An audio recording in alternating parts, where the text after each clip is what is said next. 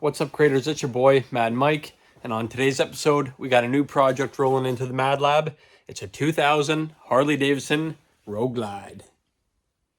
If you guys and girls are new to the channel, we got a lot of different things that we bring into the Mad Lab, anywhere from motorcycles, dirt bikes, kit cars, muscle cars, you name it. There's always something new rolling into the Mad Lab. I got ADHD, and I'm just all over the place, so you never know what's going to roll in. The latest addition is this 2000 FLTR Roadglide CVO. So let's do a little walk around and I'll show you guys what I picked up. And there she is in all her glory.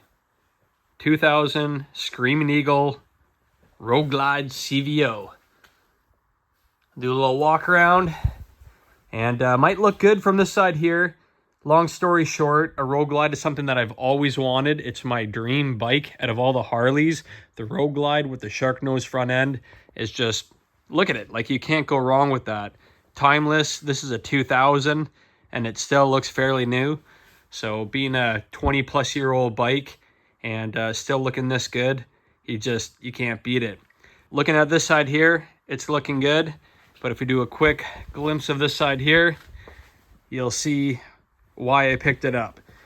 These bikes go for big money. They're not cheap bikes, and the only way that I can usually afford, the stuff that I want is to pick up a wrecked version of it, whether it's a Plymouth Cuda and starting from scratch, just buying a bare rusted out shell and piecing it together. It's the same deal with these Harleys. If I want to get a Harley Roadglide, especially a Screaming Eagle CVO, I got to get a wrecked one because there's no way I'm going to afford right now a very, expensive $10,000 to $20,000 bike. I got a really great deal on this bike from a really nice gentleman named Clint. I'll post a video of him doing a burnout here.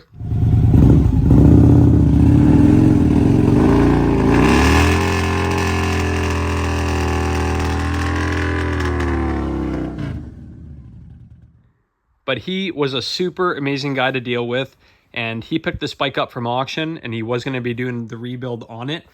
But I was able to kind of persuade him into selling it to me. So we got rid of the electric dirt bike and we ended up picking this up. And Clint was an awesome guy to deal with. He gave me a really good deal on this bike. We got it running. It's running really rough right now because the IAC and the TPS sensor are kind of not in the right position. So it will fire up and idle, but then it'll die. So I got to do a little bit of working around with the carburetor and the fuel injection system on this bike. It's like a Magneti carburetor or Morelli carburetor. I can't even remember how to pronounce it, but the carburetors on these are super finicky, and it's like the first generation of the EFI. So we're gonna have to monkey around with that, and we'll go and do a little walk around on the damage. But yeah, I picked up the bike and needs a little bit of a rebuild done on it. It might look good from here, but it had some electrical damage and whatnot too. So we're going to end up picking up another frame and doing a complete swap of the motor, drivetrain, and everything. So let's do a little walk around. We'll start from the front and then we'll work our way to the back. We'll start with the good side first. Headlights, windscreen has got a bit of damage to it over here. The bike was dropped, obviously. So looking at the damage, the fairing is the one that took the brunt of the hit. All the side roll bars or crash bars, what have you, are all scuffed up. But the saddlebags were also damaged. And Clint already went ahead and had his painter redo these. And they look incredible. So those are freshly repainted. The tour pack did take some damage. Overall, it's in good shape, but it does have some cracks and some scuffing on it. So we're going to have to repair that. But I'm not a big tour pack guy anyway, so we probably won't run this. It is great to have for resale if down the road I decide to sell this, or if I decide to take it to Sturgis or go on a longer road trip, that'll come in handy. So we'll fix that eventually. And this being the CVO, it's kind of a collector's edition. So I'm going to keep everything factory, and having, the 1550 badge on there, Screaming Eagle, is pretty cool. So we'll retain all the original stuff and definitely hold on to that. Got the Screaming Eagle on this side here. The other side has been all cracked up and damaged. Not a big deal. I've already ordered a new front fairing, inner and outer. It's coming in. It's gloss black. So we'll have to get all these decals redone. I can't find them online, so we'll end up probably just going to a graphic shop, scanning these in, and having them redo them on both sides. The other damage on the bike, other than the saddlebags and the fairing on this side here, like I said, there's just been some scuffs on all the crash bars, and we're missing a rear or a footboard over on this side here. Everything else is pretty much intact. Motor, the gas tank is in great shape. It is not scuffed, scratched, or dinged or damaged in any way, shape, or form. Built drive. It's got some Reinhardt exhaust on it,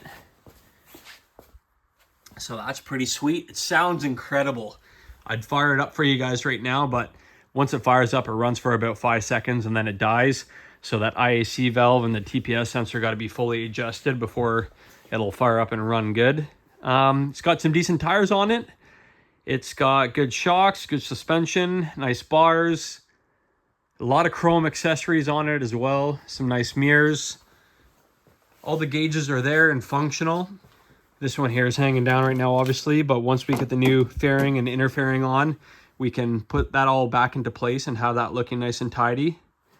I am super stoked though. We got a seat coming in from CC Rider. I worked with them before with the Electroglide that I had, and their seats are incredible. So I got a new seat coming in as well that I'll do a review on. But that's pretty much it. I don't know what else to tell you guys. It's a Roadglide, and it's a Harley. So it's got some pretty sweet wheels on it. Brakes are good. It's got stainless brake lines, front and back. Yeah, I think these are some aftermarket rotors potentially. They don't look factory. The front fender's in good shape. And yeah, pretty excited to bring this into the Mad Lab and have a new little project bike for the summer. Got my new Simpson helmet up there that I'm going to do a custom paint job on. So I'm super excited about that. My girlfriend picked that up for my birthday last year. So it's been a whole year that I haven't had a motorcycle to be able to wear the helmet. So I cannot wait to get this bike on the road, throw on my new Simpson helmet, and go for a cruise. So that's a little bit of a walk around of the bike. I know a lot of you guys that follow my channel really like the car content, but I'm definitely into the motorcycles too, so I really enjoy working on this stuff. And it's, you know, wintertime outside right now, so dragging these cars around in the snow into the garage, back and forth and whatnot, is kind of a pain in the butt. So you can see we got the Charger outside here. It's not fun working on these cars with slush dripping on you, and in the cold weather. Working on the bikes is a little bit easier and nicer inside the Mad Lab. So it's just a kind of a pretty quick little walk around tour of the new project. I just wanted to get out here in the shop and show you guys and girls what I just picked up. So leave a comment below if you guys are excited about this one here. And yeah, it's going to be a pretty quick little project. Once I find a new frame, I got to swap everything over. So it's going to be time consuming, but it should be fairly quick to get it done.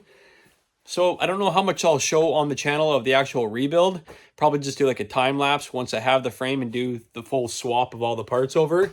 I'll do a review of the new seat that's coming in, and that's about it. So thanks for watching. Make sure to leave a like, subscribe, and we'll catch you guys and girls next time. Ciao, ciao.